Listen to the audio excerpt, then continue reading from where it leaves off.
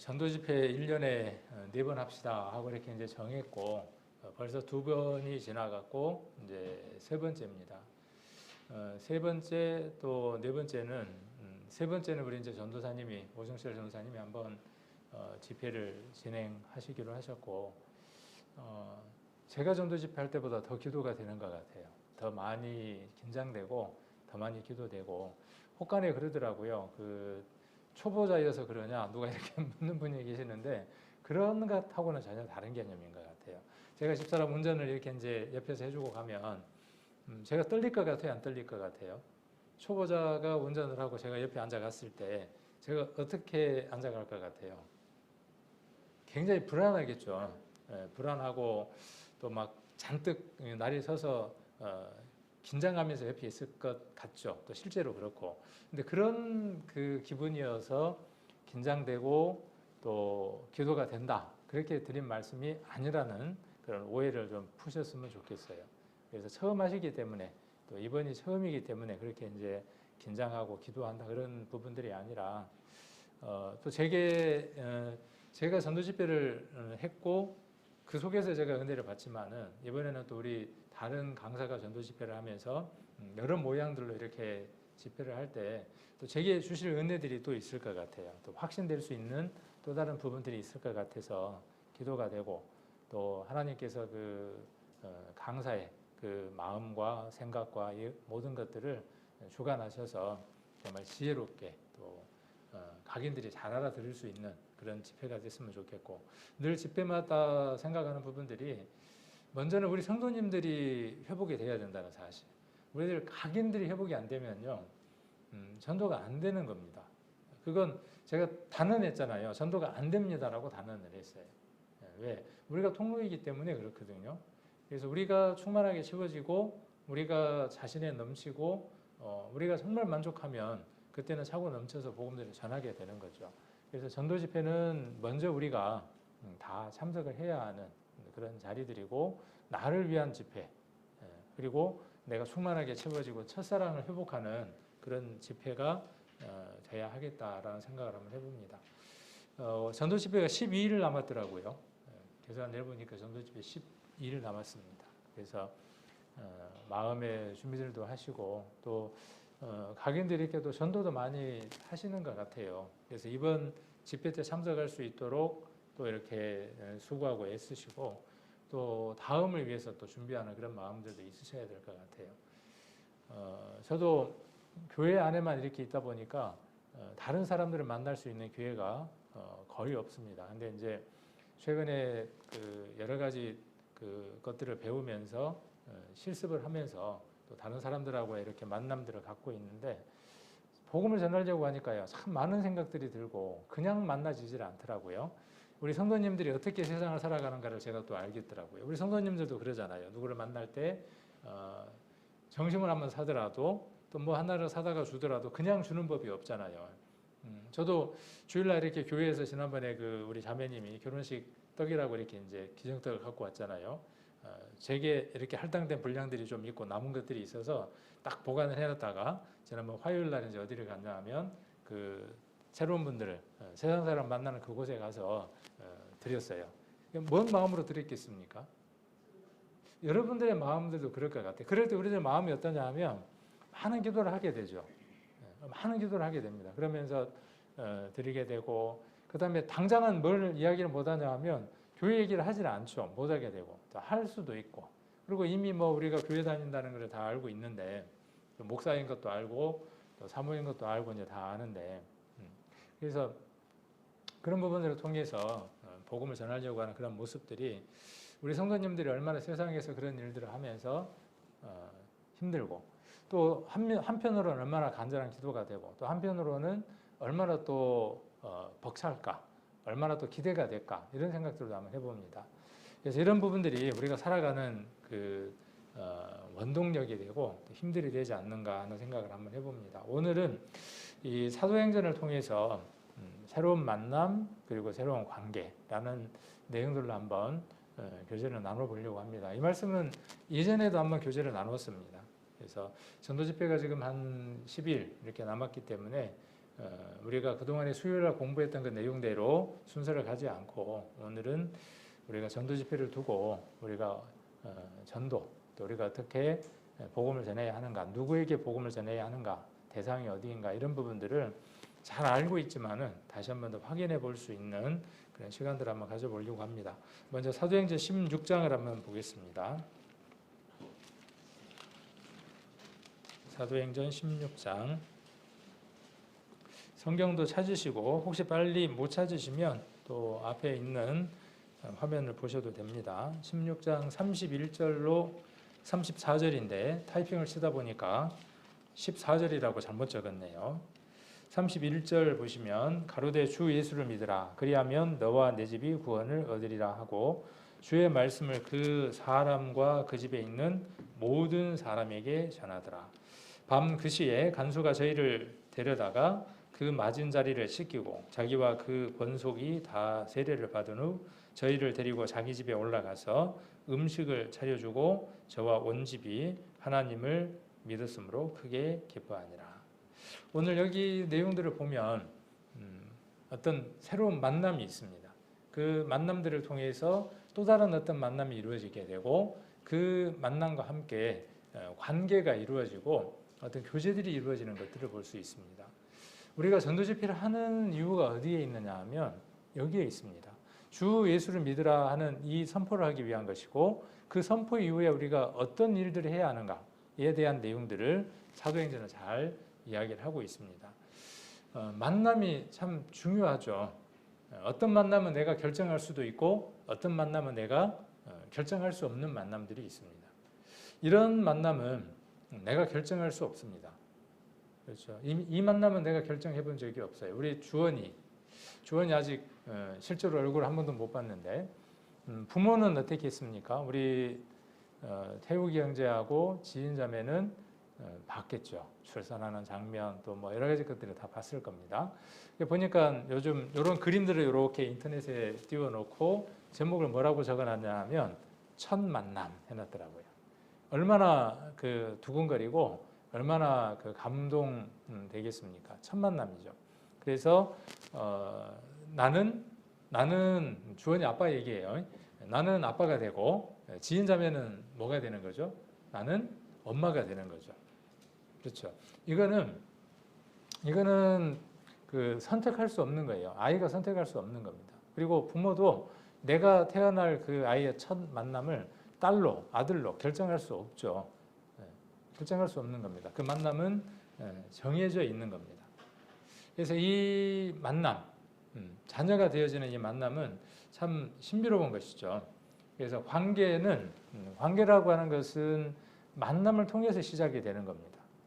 그렇죠? 관계는 만나지 않으면 관계가 형성이 될 수 없는 거예요. 그리고 그 만남을 통해서 그 관계는 어떻게 되어지느냐 하면 점점 깊어져 가는 겁니다.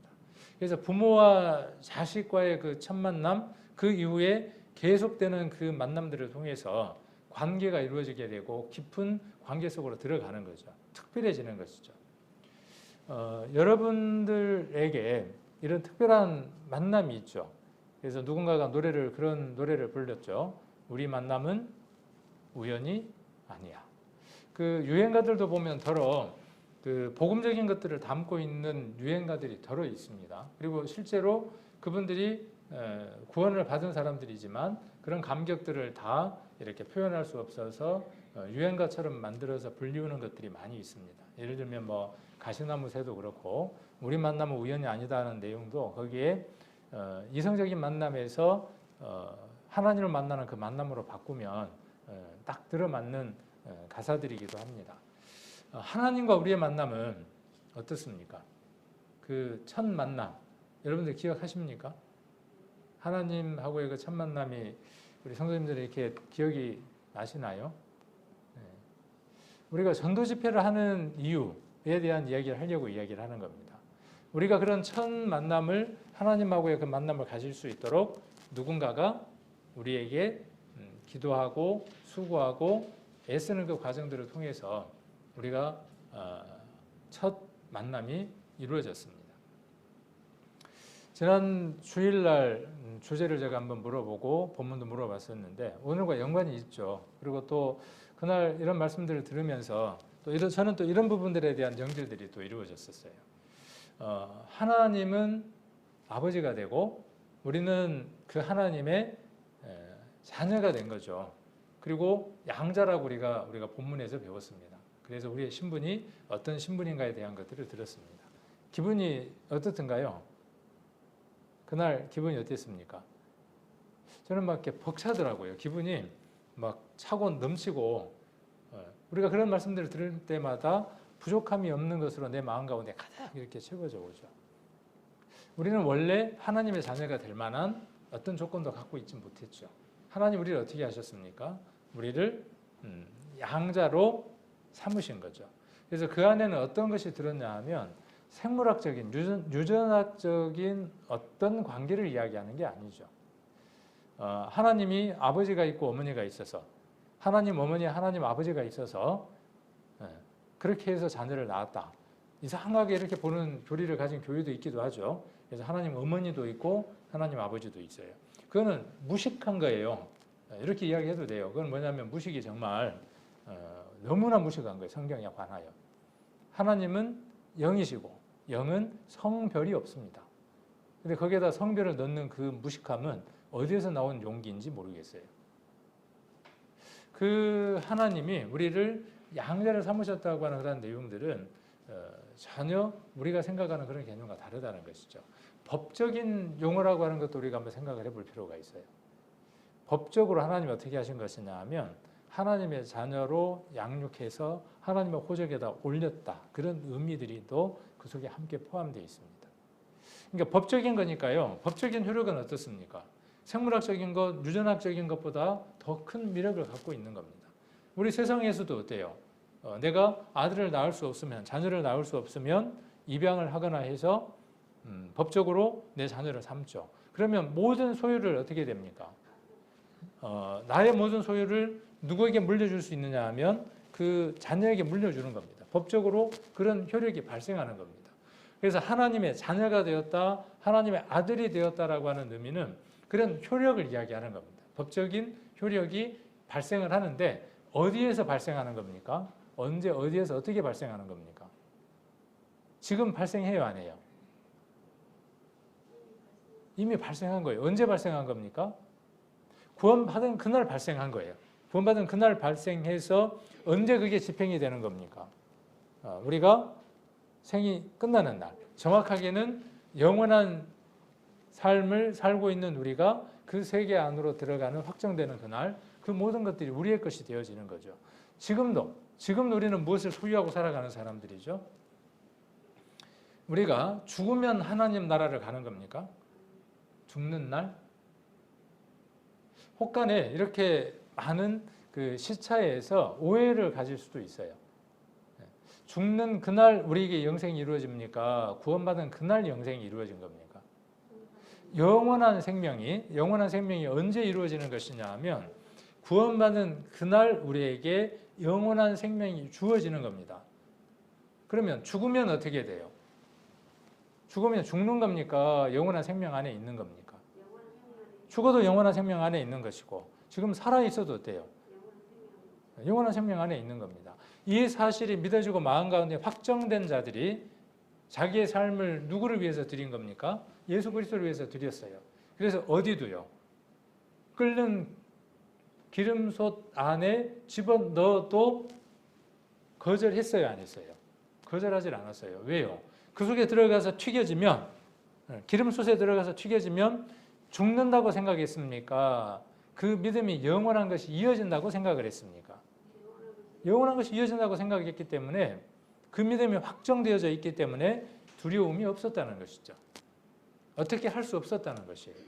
이것이 우리가 하나님 나라를 유업으로 받았다고 하는 하나님의 자녀라고 하는 믿음을 가진 사람들의 어떤 모습들이라고 생각을 한번 해볼 수 있을 겁니다. 그래서 그런 관계를 성경 속에 하나님과 우리 인생의 관계를 여러 가지로 기록을 해두었죠. 여러 비유들로, 여러 모양들로 비유를 해두었습니다. 그 중에 가장 큰 것이 무엇이냐 하면 아버지와 아들의 비유입니다. 무엇 때문에 그렇게 비유를 하셨을까요? 하나님은 아버지 우리가 그의 자녀이다. 왜 그렇게 이야기를 했을까요? 목적이 있을 거 아닙니까? 지난 주일날 말씀을 들으면서 그 답을 얻었습니다. 하나님 나라의 모든 것이 누구 것이에요? 내 것이에요. 왜? 자녀이기 때문에. 그래서 하나님이 아버지고 내가 자녀이다라고 하는 부분에서 성경에 기록되어 있고 설명이 되어져 있는 것은 기업을, 유업을 물려받는다고 하는 관점에서의 얘기입니다. 또 다른 관계가 있죠. 성경에는 구원받은 사람과 하나님의 관계를 여러 관계로 묘사를 하고 있습니다. 아버지와 아들의 관계. 한번 이야기해 봅시다. 또 어떤 관계가 있을까요? 우리가 잘 아는 대로. 아까 하나 이야기했고, 두 번째는요. 그렇죠. 주인과 종의 관계.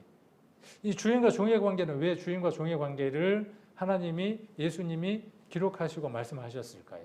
이것을 기록하신 목적은 우리가 잘 압니다.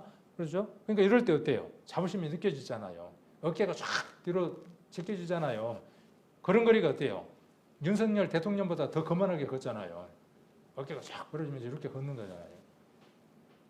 자, 그런데 또 어떤 부분에 대한 비유와 묘사와 설명들이 있습니까? 주인과 종에 대한 묘사가 있습니다. 주인과 종에 대한 묘사는 뭐겠습니까?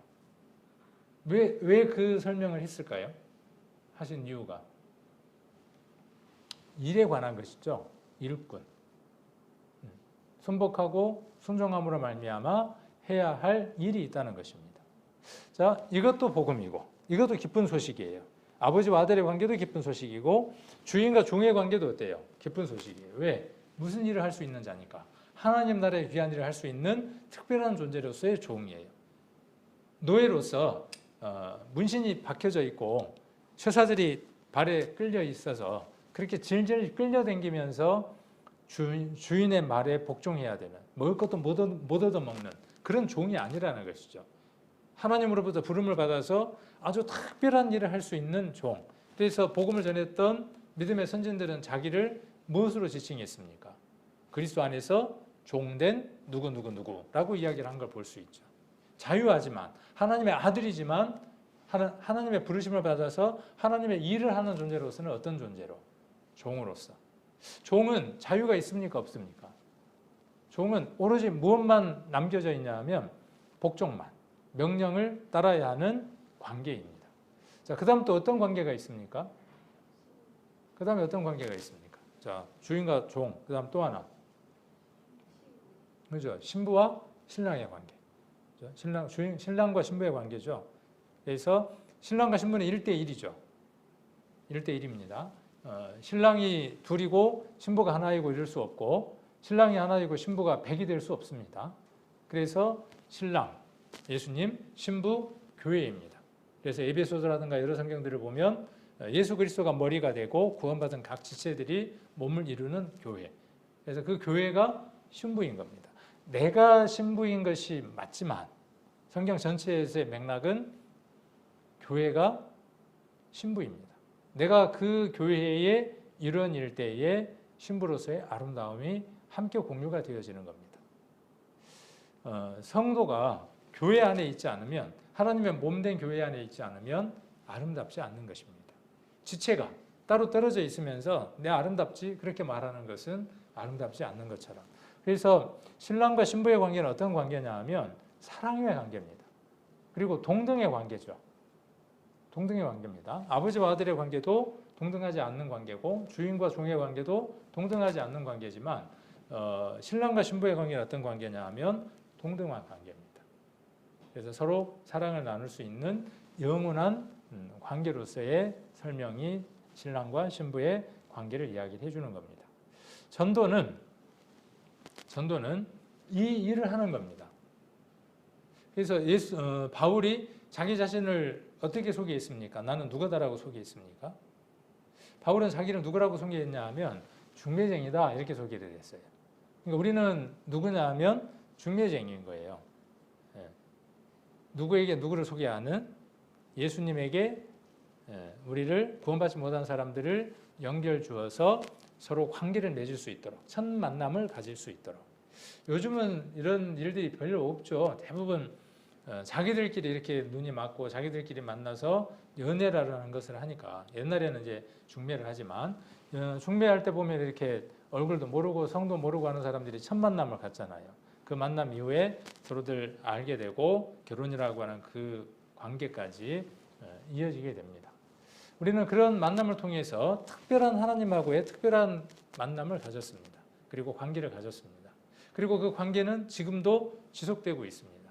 그러니까 세상에서 만남 그 관계 가운데에 최고의 만남은 어떤 만남이냐 하면 하나님을 만나는 만남입니다. 우리는 매주 주일마다 수요일마다 금요일마다 그 만남을 만나는 겁니다. 그렇게 우리 성도님은 생각 안 하십니까? 그냥 내가 아는 사람 누구를 만나러 갑니까? 교제하러 갑니까? 수요일, 금요일, 주일 그냥 누구를 만나러 가는 겁니까? 누구를 만나러? 이런 그 바르지 않는 생각들이 예배에 관해서 가벼움을 갖게 합니다. 그래서 예배에 참석하는 일들에 대해서 중요한 마음들을 갖지 않게 됩니다. 주일은 크다고 생각하는 거죠. 늘 자주 말씀드리지만. 그래서 주일은 비교적 예배에 참석하는 성도들이 많아요. 왜 많을까요? 주일날? 우리가 이 생각을 한번 해봅시다. 주일날 예배당에 모이는 사람, 성도들의 수가 많다. 그 말은 이렇게 이해해도 됩니다. 그날은 꼭 교회를 가야 되는 날이라고 성도들이 다 생각하고 있고 그렇게 실천에 옮겼기 때문이죠. 그 생각의 결과예요. 그래서 이곳에 많은 분들이 와 계시는 겁니다. 근데 수요일은요? 금요일은요? 그날은 어떤 날이라고 생각을 하는 거죠? 생각에서. 그러니까 생각이 바뀌어져야 되는 거예요. 왜 생각이 바뀌어져야 되느냐? 삶을 결정짓기 때문에 그렇습니다. 그리고 그 생각은 어디에서 결정되어지느냐 하면 어떤 마음을 품었느냐는 거예요. 어떤 그 감정과 어떤 마음을 갖고 있느냐는 것에 따라서 생각은 나오게 되고 그 생각이 무엇을 통제하느냐 하면 우리의 삶을 지배하는 겁니다. 결정짓게 하는 겁니다. 그래서 그 마음이 교회를 가고 싶은 마음으로 가득 쌓여 있으면 생각이 어떻게 하면 교회를 갈까 하는 걸로 바뀌는 겁니다. 그렇겠죠? 그러면 이제 어떤 걸 만들어내겠습니까? 교회를 갈 방법을 찾겠죠. 내가 아는 사람, 진짜 중요한 사람이 이번에 그 집에 자녀가 결혼을 해요. 지난주에는 우리 양일순 자매님 자녀가 결혼을 했습니다. 우리가 양일순 자매님하고의 관계가 어떠하냐는 것에 따라서 제가 어떤 사람하고의 관계를 얼만큼 맺고 있느냐, 첫 만남이 있었고 그 만남 속에서 얼마나 깊은 관계를 가졌느냐 하는 것에 따라서 내 마음이 다른 겁니다. 여러 사람이 결혼식을 하고 청첩장이 옵니다. 그렇겠죠? 많은 사람이 부고장이 옵니다. 그 부고장이 왔을 때 내 마음이 어떤 만남이었느냐, 어떤 관계이냐 하는 것에 따라서 결정을 하죠. 어떤 결정을 합니까? 그냥 오늘 편하게 한번 생각해 보게요. 어떤 결정을 해요? 갈까? 말까? 갈까 말까 결정하는 건 뭐예요? 가깝다는 거예요? 덜 가깝다는 거예요? 이게 가도 될 것 같아? 안 가도 될 것 같아? 하다가 아예 안 가도 돼. 그리고 뭐만 보내면 돼? 축의금만 보내면 돼. 그럼 어떤 관계예요? 그런 관계예요. 그런 관계예요. 그런데 꼭 가야 되는 관계예요. 꼭 가야 되는 관계. 어떻게 했다는 거죠? 서로 많은 것이 주고받았던 관계라는 거죠. 그럼 어떻게 합니까? 여러분 어떻게 하시죠? 그런 관계라면? 경험 안 해보셨나? 자, 그날 결혼식이 뭐 하루 이틀 만에 청첩장이 오는 게 아니잖아요. 물론 초상은 소리 소문 없이 오는 거지만 근데 결혼식 같은 경우에 미리 몇 달 전부터 청첩이 오죠. 그럼 어떻게 합니까? 그날 빼요, 안 빼요? 별로 안 친한 사람은 안 빼. 친한 사람은 어떻게 해요? 빼요. 만일에 그날 일당이 50만 원이면 어떻게 합니까? 50만 원을 포기했다는 얘기는 뭐냐 하면 그 관계가 50만 원보다 훨씬 더 크다는 얘기예요. 자, 그리고 뭣도 준비해야죠? 일단 포기했습니다. 그런다고 빈손으로 갑니까? 안 갑니까? 빈손으로 못 가요.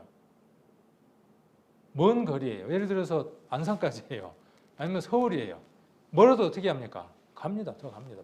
일단 포기하고 뭐 포기하고요? 자기 시간 다 포기하고 뭐까지 담아가지고 50만 원 이상의 가치를 갖고 있는 사람인데 봉투도 어떻게 하겠어요? 두둑하게 채워가지고 어떻게 합니까? 가는 겁니다. 그게 관계예요. 그 사람하고의 관계입니다. 자, 그러면 우리가 이런 생각을 한번 해볼게요. 우리에게 있어서 하나님하고의 관계, 그 관계가 표현되는 것 속에서 예배를 통해서 그 부분들이 표현되어지는데 성도들에게도 그런 부분들이 드러나는 것이지만 하나님 앞에서 드러나는 것이죠. 내가 그 부분을 어떻게 생각하는가, 얼만큼 깊은 관계로 생각하는가가 무엇으로 나오느냐 하면 여러분들이 예배에 참석하는 부분들로 드러나는 겁니다. 그 사람하고도 그렇게 가까울진데 일단 포기하고 그 먼 거리를 가는 겁니다. 봉투 채워서 가는 겁니다.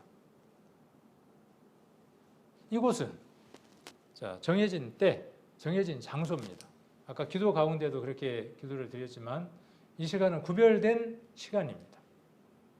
이 시간은 구별된 장소 가운데 있는 겁니다.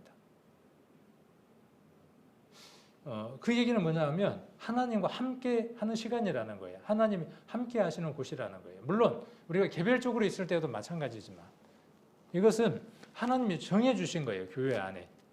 기독교 역사 가운데에 정통적으로 내려오는 아주 귀중한 날입니다. 이 날을 지키지 않으면 지옥 가느냐? 그런 개념이 아니죠. 아까 말씀드렸던 것처럼 첫 만남이 있었고 그 만남 속에서 관계가 깊어지면서 더 큰 관계이기 때문에 어때요? 와야만 하는 자리인 거죠. 그래서 우리가 예배에 대한 그 마음들이 이 마음이어야 돼요. 그렇게 마음들이 정리가 돼야 돼요. 이번에 결혼식장을 갔다 오면서 오고 가고 하면서 또 주일날 말씀을 들으면서 그런 생각들 한번 해봤어요. 내가 하나님 앞에 그렇게 귀한 자이고 존귀한 자가 됐고 소중한 사람인데 그렇게 나를 소중히 여겨주시는 그분에게 나는 어떤 대접을 하고 살아갈까? 어떤 대접을 할까? 과거, 현재 구원, 과거, 현재, 미래 모든 죄를 다 사함받았으니까 다 보는 것이 끝났다. 그것이 모든 것들을 발목 잡고 있지 않을까? 내 마음에 하나님을 향한 마음들을 막아버리고 있지 않을까? 이런 생각들을 많이 해봤어요. 그래서 교회 가운데에 무엇을 우리 성도님들하고 함께 또 공유하고 나눠야 될까? 이런 생각들도 한번 해봤어요. 그래서 이렇게 봉투 준비 두둑이 하는 거죠. 마음이에요, 이게. 그 사람의 마음이 담긴 거예요. 물론 많이 담겼다고 해서 큰 게 아니죠. 어느 사람에게는 우리가 알죠. 우리 축의금 들어오거나 뭐 부의금 들어오거나 그러면 보면 이 사람이 이만큼 할 사람이 아닌데 그러고 알잖아요. 그러면 그 금액을 받으면서 어떻습니까? 그 사람이 나를 어떤 관계로 생각하는가를 알게 되죠. 다음에 나는 또 어떻게 하게 됩니까? 다음에 나는 또 어떻게 하겠어요? 이 사람이 다른 사람이 10만 원 할 때 이 사람은 20만 원을 했어. 근데 그럴 만한 형편이 아니야. 난 다음에 어떻게 하겠어요? 내가 할 수 있는 그것보다 더한 것을 하겠죠. 그러면서 관계가 어떻게 되는 겁니까? 무르익어 가는 거죠. 깊어가는 거죠. 여러분들의 예배는 그런 시간입니다. 저는 참 감사한 게 수요일 날 우리 성도님들의 예배에 참석하는 그 수들이 조금씩 이렇게 많아진다는 것이 참 감사를 드려요. 또 다른 우리 성도님도 그런 말씀을 하시더라고요. 수요일 날 이렇게 많은 분들이 참석하시는데 하면서 조금 아쉬운 건 점점점 하시더라고요. 뭐가 아쉬운가는 이제 각자 한번 생각을 해보시고 그리고 늘 보면 오시는 분들 오셔요. 또 보면은. 근데 그러지 못했던 분들의 마음들이 이렇게 회복이 되면서 더 많이 이렇게 참석을 하면 힘이 되죠. 하나님이 기뻐하시는 일이고 그래서 우리를 귀하게 여기시는 분에게 우리가 보답하는 것이죠. 예배에 참석하는 게 얼마나 크게 보답하는 건지를 모릅니다.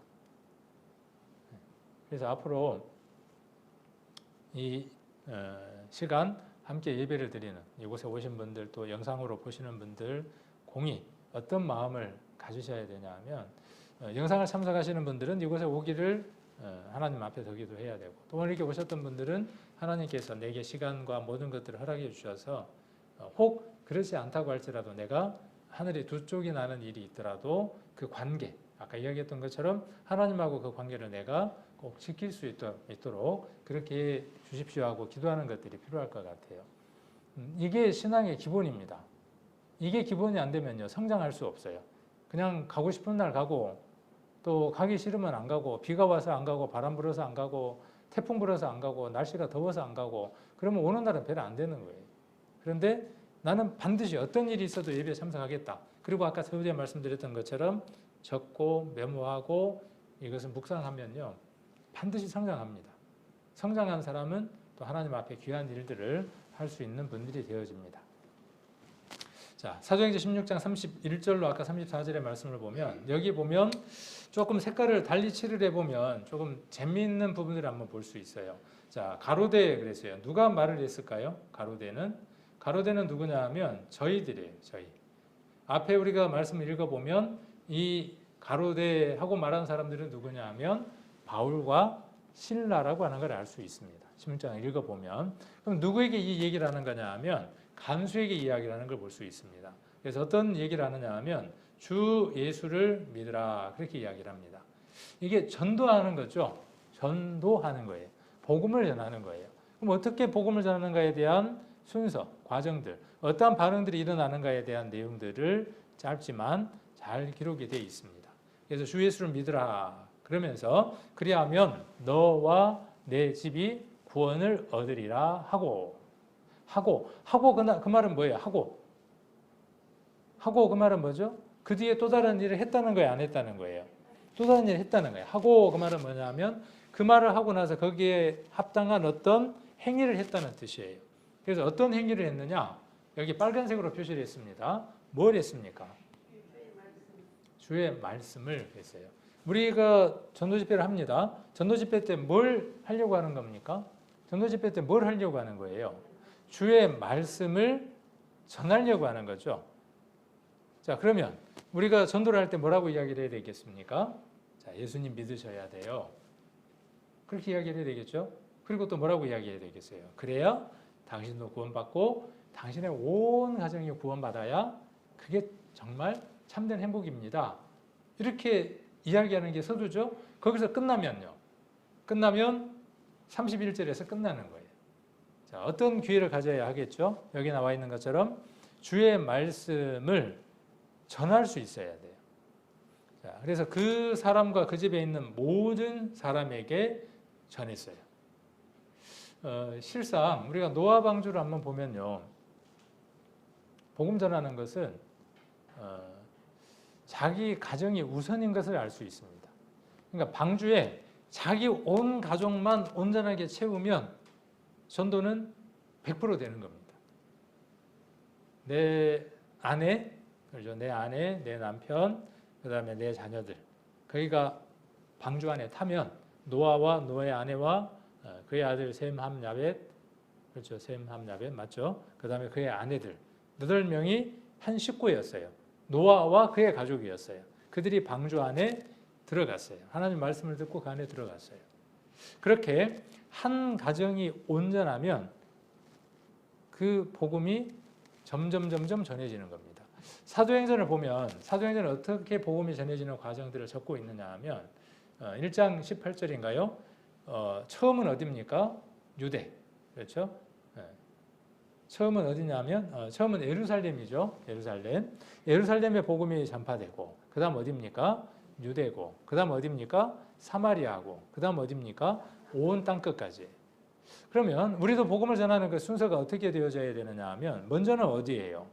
나의 자신이에요. 내 자신이 복음이 온전하지 않으면 주 예수를 믿으라고 이야기할 수가 없어요. 주의 말씀을 전할 수 없어요. 그 다음 누구냐 하면 내 아내입니다. 내 남편입니다. 그리고 내 자녀들입니다. 내 남편이 구원받으면 내 남편이 전문 용어로 쥐집을 책임질 거 아니에요. 그죠? 자기 집을 책임질 거 아니에요. 자기 아버지, 자기 어머니, 자기 형제간들 전도할 거 아닙니까? 그러면 그 형제간들이 다시 아내를 전도할 거 아니에요? 그 아내는 다시 어떻게 하겠어요? 친정이 있겠죠? 친정의 어머니, 아버지, 자기 형제간들을 전도하겠죠. 그렇게 해서 그 한 사람이 온 가정이 되면 점점 복음이 전파되어 가는 겁니다. 그래서 우선은 내 온 가정이 구원받는 거예요. 내 집에 며느리가 있으면 며느리가 구원받는 것, 내 아들이 구원받는 것. 그 구원이 확실해지면 며느리가 복음을 들고 어디로 가겠습니까? 친정으로 가는 겁니다. 친정이 구원받는 겁니다. 빨간색으로 물들기 시작하는 겁니다. 온 세상이 어떤 색으로 물들기 시작을 하느냐 하면 온통 빨간색으로 물들기 시작을 하는 겁니다.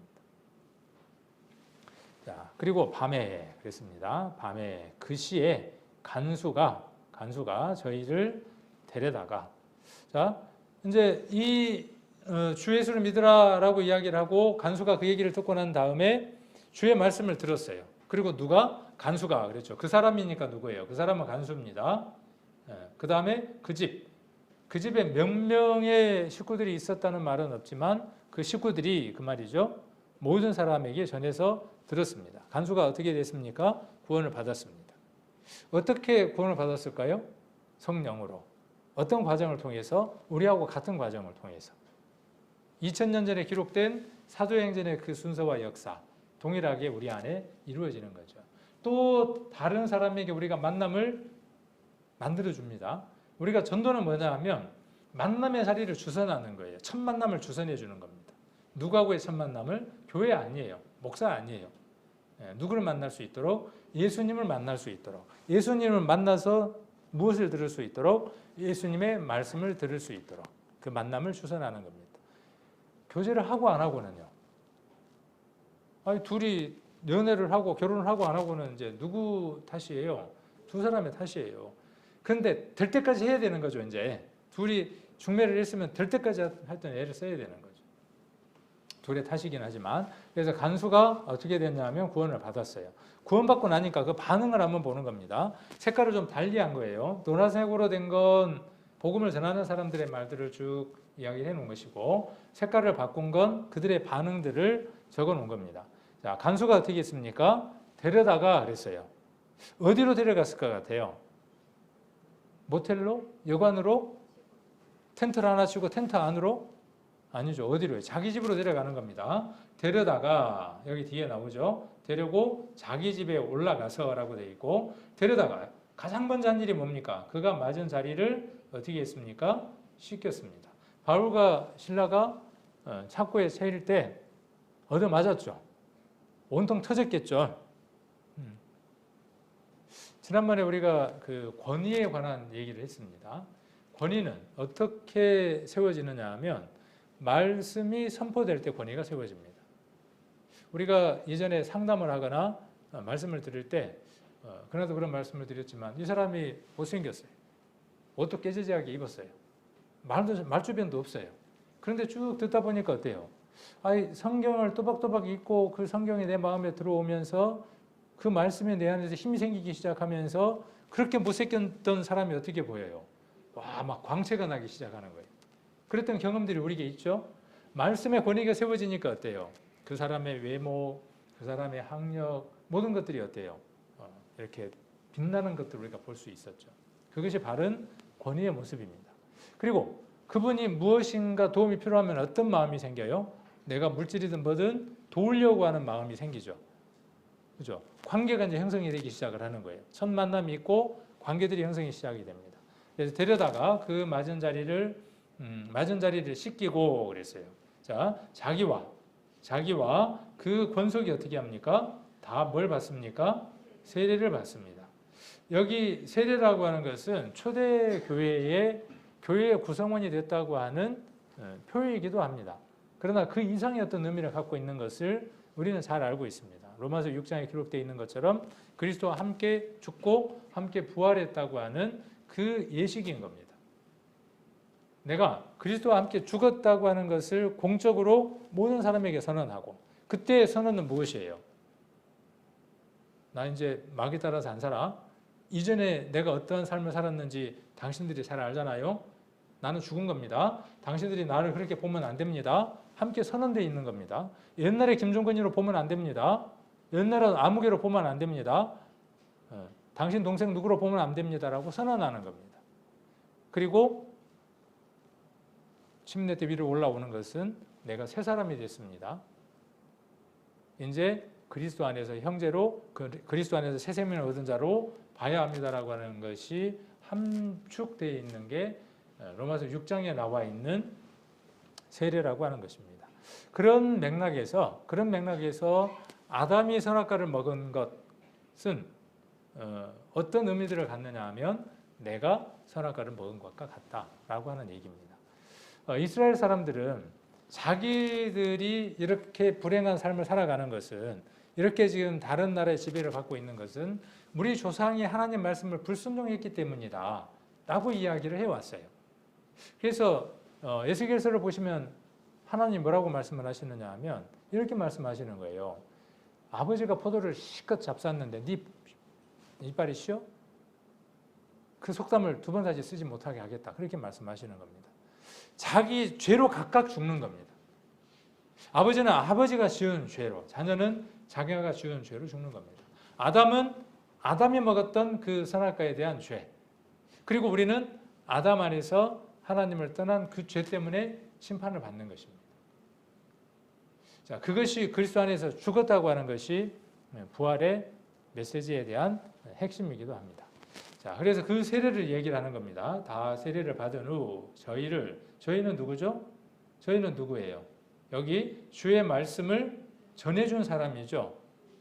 주 예수를 믿으라 하고 전해준 사람이고 주의 말씀을 전해준 사람이에요. 데리고 어디로 올라갑니까? 자기 집에 올라가서 음식을 차려주고, 그러고 싶어요? 안 그러고 싶어요? 어제 여장년에서 제가 그런 말씀을 드린 적이 있는데, 여러분들 주일날 설교자로부터 말씀을 많이 얻어 잡수시잖아요. 그러면 우리 설교자들에게 한번 식사 대접이라도 한번 해보셨어요? 제가 이렇게 반문해 본 적이 있거든요. 많이 계셔요. 저도 이렇게 식사 대접을 받은 적이 많이 있으니까. 그죠? 그 마음이 왜 생기는 겁니까? 그렇게 하고 싶은 거예요. 자, 그래서 음식을 차려주고 저와 온 집이 하나님을 믿었으므로 크게 기뻐했어요.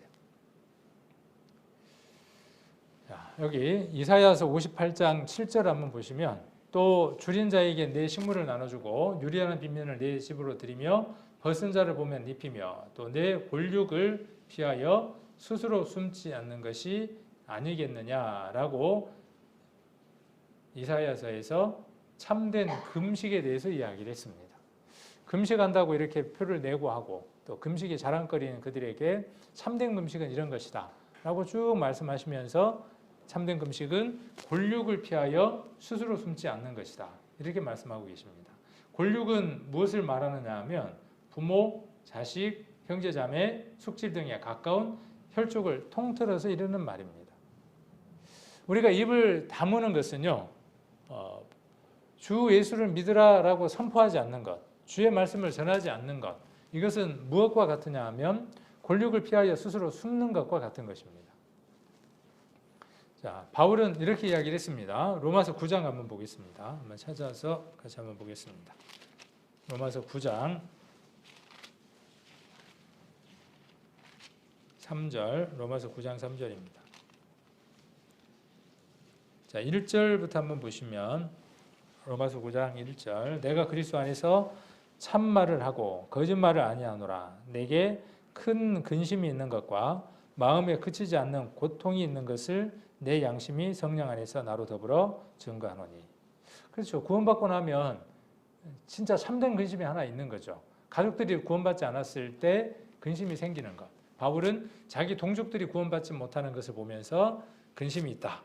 그리고 그 양심을 성령께서 알고 계신다. 그렇게 말씀하시고 3절에 나의 형제 곧 골육의 친척을 위하여 내 자신이 저주를 받아 그리스도에게서 끊어질지라도 원하는 바로라. 내가 죽는다면, 내가 팍 하고 죽는다면 내 가족들이 그것을 보고 구원을 받을 수만 있다면 내가 그렇게 하겠다. 제가 그 배움을 받는 학교의 교수님이 구원을 받지 않고 교회를 다니다가 그분 표현으로 교회를 다니지 않다가 이제 교회를 다니게 됐고 하나님을 영접을 했어요. 영접을 하고 나니까 자기 아버지가 제일 먼저 생각이 난 거예요. 이게 자기 아버지를 전도하고 싶은 거예요. 근데 아버지가 도저히 될 사람이 아닌 거예요. 그래서 그렇게 생각을 했대요. 아버지는 나를 사랑하시니까, 자기 아버지가 나를 사랑하시니까 내가 밥을 굶으면 우리 아버지가 밥 굶는 것 때문에 걱정을 할 거라는 거예요. 그러면 그때 내가 아버지에게 내 마음을 전하리라 그러고 금식을 선포했다네요. 그리고 그날부터 어떻게 했냐면 밥을 굶고 집에서 기도를 하기 시작을 했대요. 그러니까 아버지가 이제 안절부절했겠죠. 너 뭐 때문에 그러냐, 왜 그러냐 그렇게 이야기를 하니까 아버지가 교회를 나가기 전까지는 내가 밥 한 톨도 먹지 않겠다. 그렇게 이야기를 했답니다. 근데 그 아버지에게 자기 마음이 전달이 됐는지 아버지가 교회를 나오기 시작을 하고 또 영접을 하고 또 얼마 안 돼서 그 돌아가셨다고 소천했다고 하는 그런 간증을 한번 들어본 적이 있습니다. 그런 마음들이 누구의 마음이냐면 구원함을 받은 사람의 첫 만남을 갖게 해주고 싶은 그 교수님은 자기 아버지가 예수님을 만나지 못했기 때문에 자기가 굶어서 죽더라도 실제로 그런 마음으로 금식을 했대요. 내가 굶어서 죽어도 나는 천국 가니까. 근데 우리 아버지는 천국 못 가니까 아버지가 나를 사랑하신다면 내가 굶는 것 간만 보고 있지 않을 거라는 거죠. 그 믿음이 누구를 구원했죠? 우리 성경에 나와 있는 대로 그 믿음이 아버지를 구원하는 것을 이렇게 볼 수 있었습니다. 현대인 성경에는 만일 내 동족이 구원만 얻는다면 내가 저주를 받아 그리스도에게서 떨어져 나가는 한이 있더라도 나는 그렇게 되기를 바라고 있습니다. 내가 죽는다고 사람들 마음에 감동이 될까요? 딱 죽으면 그걸 통해서 누군가가 구원을 받을 수 있을까요? 그렇다면 얼마나 좋겠습니까? 근데 사람의 마음은 말씀을 통해서 그 마음들이 녹지 않으면 구원을 받기가 어렵더라는 거죠. 누가복음 16장을 한번 보시면 누가복음 16장 한번 보겠습니다. 누가복음 16장 우리 잘 아시는 말씀이죠. 부자와 나사로의 얘기입니다. 죽은 자가 간절한 소원이 있다가 지금 누가복음에서 이야기하는 하나의 핵심이기도 합니다. 죽은 자는 다시 살아나올 수 없다. 그 얘기를 하는 성경 얘기도 하지만 죽은 자가 살아나온다고 할지라도 안 되는 일이 하나 또 있다. 이 얘기이기도 합니다. 죽은 자가 우리의 조상이 죽어서 그 조상들이 살아있는 후손들에게 간절한 소망이 있다면 무엇인가를 알게 하는 성경이기도 합니다. 그래서 28절에 보시면 내 형제 다섯이 있으니 저희에게 증거하게 하여 저희로 이 고통받는 곳에 오지 않게 하소서. 자, 내 형제 다섯이 지금 살아 있습니다. 그런데 그들에게 그 다섯에게 증거하게 하는 겁니다. 누구를 살려서? 나사로를 살려서 보내가지고 죽은 형제 다섯에게 지옥이 있다는 것, 하나님이 심판하신다는 것, 구원받아야 된다고 하는 것을 꼭 알려주십시오. 이렇게 지금 간절하게 이야기를 하는 것이죠. 자, 그런데 29절에 보시면 아브라함이 가로되 저희에게 모세와 선지자가 있으니 그들에게 들을지니라. 이렇게 이야기를 하고 있죠. 자, 그리고 30절 보시면 가로되 그렇지 아니하니이다. 아버지 아브라함이여 만일 죽은 자에게서 저에게 가는 자가 있으면 회개하리이다. 그럴까요? 간혹 우리 인터넷에 보면 죽었다가 살아난 사람들의 간증이 있죠. 그리고 그 간증을 교회에서 틀기도 하고 또 많이 보여주기도 하고 합니다. 그 영상, 이 말씀을 통해서 봤을 때 어떨 것 같아요? 조금은 고개가 갸웃거려지는 상황이기도 합니다. 그런다고 할지라도 죽은 자가 살아나와서 죽을 뻔하다가 살아나와서 그가 간증을 한다고 할지라도 그 간증을 듣고 누군가가 구원을 받을 수 있다가 아니라는 것이죠. 무엇을 통해서만? 여기 31절에 기록되어 있는 대로 가로되 모세와 선지자들에게 듣지 아니하면, 여기서 모세와 선지자들은 뭐겠습니까? 그렇죠, 말씀입니다. 모세오경과 선지자들의 글, 대선지서, 소선지서, 시편 이런 말씀입니다. 그래서 모세와 선지자들이라고 하는 것은 뭐냐 하면 구약 성경, 하나님의 말씀을 듣지 않으면 회개할 수 없다는 거예요. 그 사람의 간증을 듣고 콧줄을 이렇게 끼고 말도 버벅하는 그것을 듣고 사람들이 회개한다? 아니다는 거예요. 그 회개는 진정한 회개가 될 수 없다는 거예요. 무엇을 듣고 말씀을 통해서 그들이 회개치 않으면 구원함을 얻을 수 없다는 겁니다. 그래서 죽은 자 가운데에서 살아나는 자가 있을지라도 구원함을 받지 아니하리라 하였다 하시니라. 이렇게 말씀하고 계시죠. 그래서 죽은 자의 간절한 소원은 무엇이냐면요, 산 자가 구원받는 겁니다. 이것은 성경에 쓰여져 있는 확실한 선언입니다. 그래서 우리가 구원을 얻어야 되는 이유이기도 합니다. 자, 디모데전서 5장 8절입니다.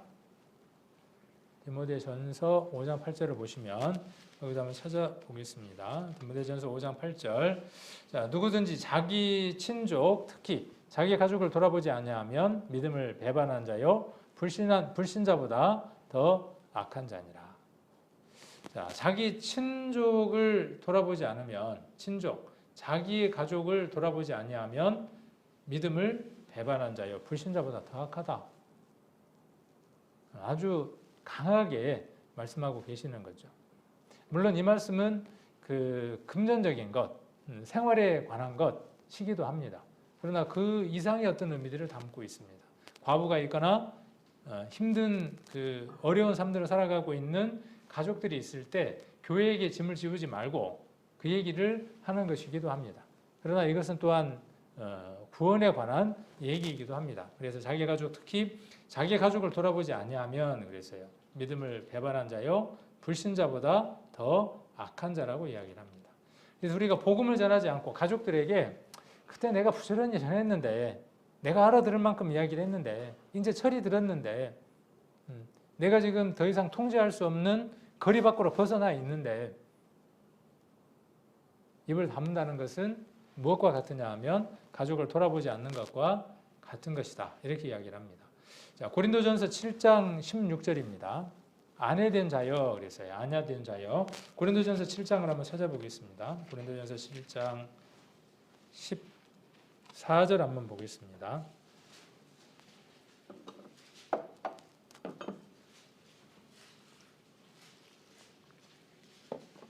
고린도전서 7장 14절.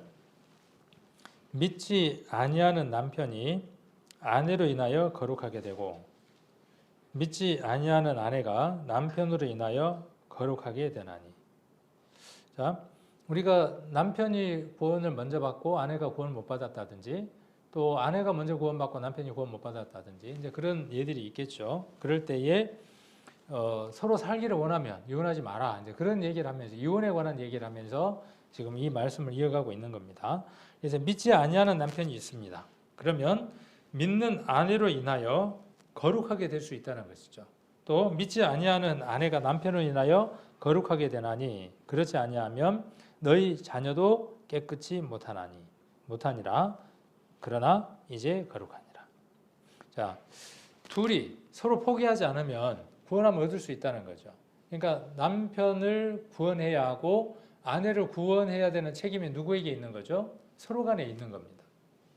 서로 간에 있는 거예요. 그러니까 서로들 복음을 전하는 그 일들에 책임이 있다는 것이죠. 16절 아내 된 자여, 여기에 남편 된 자여 이렇게 또 읽을 수도 있겠죠. 아내 된 자여, 내가 남편을 구원할지 어찌 알 수 있으며 남편 된 자여, 내가 내 아내를 구원할지 어찌 알 수 있으리요. 자, 그래서 아내에게 남편을 구원해야 한다라고 이야기를 하고 있는 것이고 또 아내에게 남편을 구원해야 된다라고 말하고 있는 것이죠. 지금 혼자 서로 부부간에 교회를 나오지 못하고 하나님을 섬기지 못한 부부간은 어떻게 해야 된다라고 이야기를 하느냐 하면 아내가 남편에게, 남편이 아내에게 복음을 전해야 한다라고 이야기를 하고 있습니다. 자, 베드로전서 3장도 한번 찾아보겠습니다. 베드로전서 3장.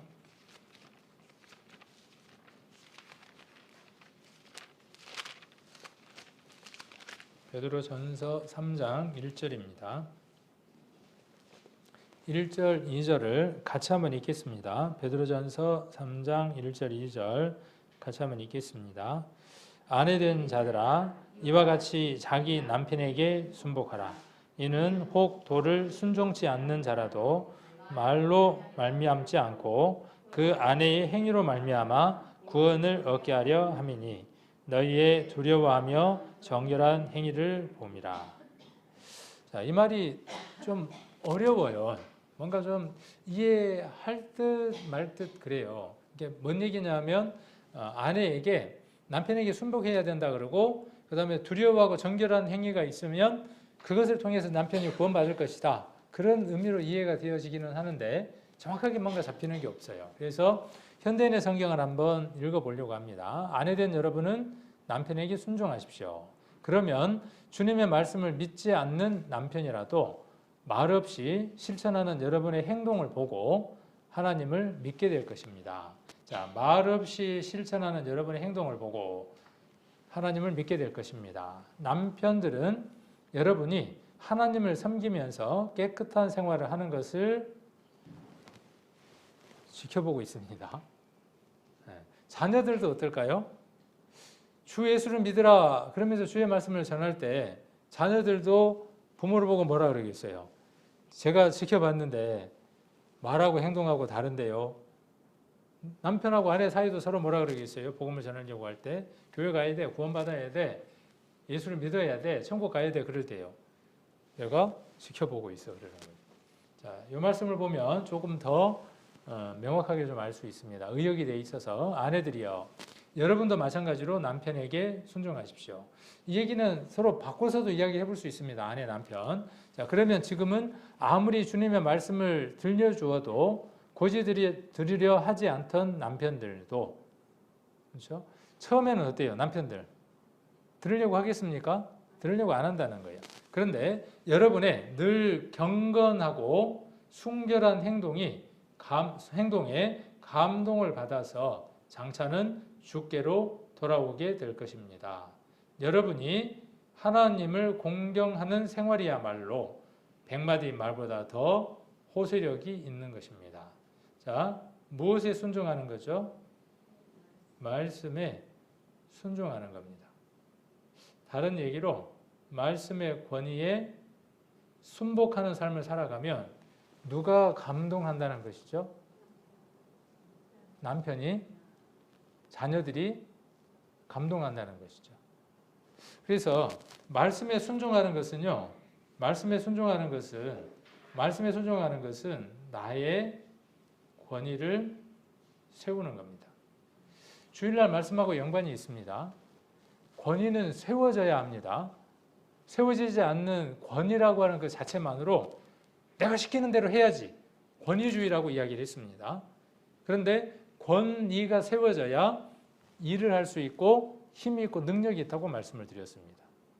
여러분들이 아내이라면, 여러분들이 남편이라면, 여러분들이 부모이고 여러분들이 혹 자녀여서 부모나 남편이나 아내에게, 자녀에게 복음을 전하고 싶을 때 이 권위가 없으면 말씀을 전할 수 없습니다. 여러분 직장에서 여러분들의 말이 힘이 없으면 여러분들은 전도할 수 없습니다. 여러분들이 여러분 공동체 속에서 말씀에 순종하는 삶을 살아가면 권위가 섭니다. 그 권위는 무엇을 하느냐 하면 일을 합니다. 말씀을 전할 수 있는 밑바탕이 됩니다. 주일날 예배에 참석하는 것 이렇게 말씀드렸습니다. 지난번에 말씀에 순종하는 것이라고 말씀을 드렸습니다. 예배에 참석하는 것 별거 아닌 것 같지만 그게 말씀에 순종하는 첫걸음입니다. 그것이 무엇을 만드느냐 하면 권위를 만들어가는 겁니다. 그 권위는 복음을 전하는 데에 귀하게 쓰일 수 있는 밑바탕이 됩니다. 남편이 말씀에 순종하고 본된 삶을 살아갑니다. 그럴 때 아내에게 하는 그 말은 힘이 있습니다. 남편이 본된 삶을 살아가지 못하면 아내에게 어떤 말을 한다고 할지라도 남편이 얼굴을 쓰면서 그러면 어쩔 수 없어서 하긴 해야죠. 속에서는 뭐라 그러겠어요? 참 웃기고 있네. 웃기고 자빠졌네. 내가 그냥 들어봐서 그냥 참는다. 들어봐서. 그게 권위입니까? 그런 걸 권위주의라고 이야기를 하는 것이죠. 그런데 본된 삶을 살면 어떻게 돼요? 본된 삶을 살면서 권유하고 청유하고 이야기를 하면 어떻습니까? 오늘 이 말씀대로 따라온다는 거예요. 아내에게도 남편을 하나님 앞으로 끌만한 힘은 어디에 있다는 거예요.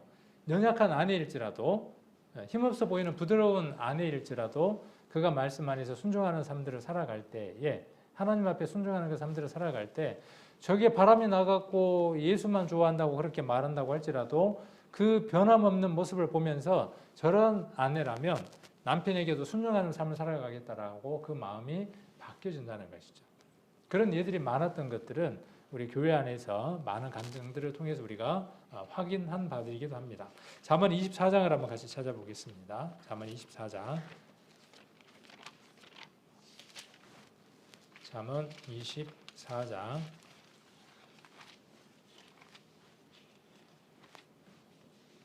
11절입니다. 잠언 24장 11절. 이 말씀도 전도집회가 되면 늘 봤던 말씀이기도 합니다. 오늘은 좀 복습하는 날이기도 합니다.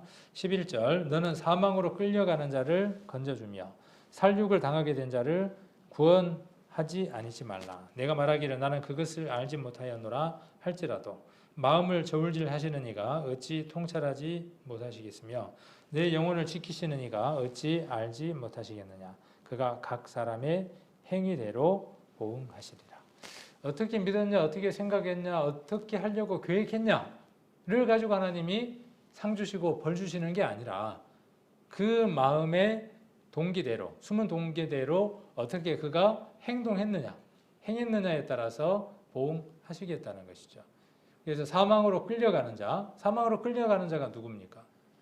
지금 이 말씀을 알지 못하는 사람들이 사망으로 끌려가는 자고 살육을 당하게 된 자들이죠. 내가 말하기를 나는 그것을 알지 못하였다라고 말한다고 할지라도 마음을 저울질 하시는 하나님이 어떻게 알지 못하시겠느냐 이렇게 말씀하고 계십니다. 전도 집회는 누구를 위한 것이기도 하지만 먼저는 누구를 위한 것이냐 하면 나를 위한 것이기도 합니다. 교회에서 중요한 전도 집회가 진행되고 있는데 내가 그곳에서 제외돼서 다른 일을 하고 있다면 이미 나는 말씀의 권위 밖으로 벗어나 있는 사람입니다. 자기 처소와 자기 주의를 떠나 있는 것입니다. 그런 자가 힘 있는 자가 될 수 없습니다. 그런 자가 교회 안에서 말하는 것은 요다서에서 이야기하는 것처럼 부끄러운 일인 겁니다. 그래서 먼저 믿음 가운데에서 우리 성도님들이 본된 삶들을 살아가고 교회 안에서 먼저 본된 삶들 그리고 가정 안에서 말씀 안에 순종하는 본된 삶들을 살아가는 그것이 전도를 하는 가장 큰 밑거름이 된다고 하는 것들을 우리 성도님들이 이번에 아셔서 내 가족이 구원받는 데의 첫걸음, 내 아내나 내 남편이나 내 가족들이 구원받는 데의 그 첫걸음이 무엇이라고 하는 것을 오늘 이 말씀을 통해서 좀 확인들을 하셨으면 좋겠습니다. 먼저는 우리 성도님들 심령 안에 자기 자신이 믿음으로 가득 채워져서 주 예수를 믿으라 하고 이렇게 강하게 선포할 수 있는 사람이고 주의 말씀을 고린도전서 15장에 나와 있는 그 바울처럼 성경대로 어떤 일들이 이루어졌는가를 전할 수 있는 우리 성도님들이 되시고 또 집회에 새로운 분들을 모시고 오셔서 그분들이 하나님하고의 첫 만남, 관계가 깊어지는 그러한 사람들을 많이 만드시는 삶들이 돼서 하나님 앞에 섰을 때 잘했다 칭찬받을 수 있는 귀한 삶들이 되는 우리 성도님들 되시기를 원합니다.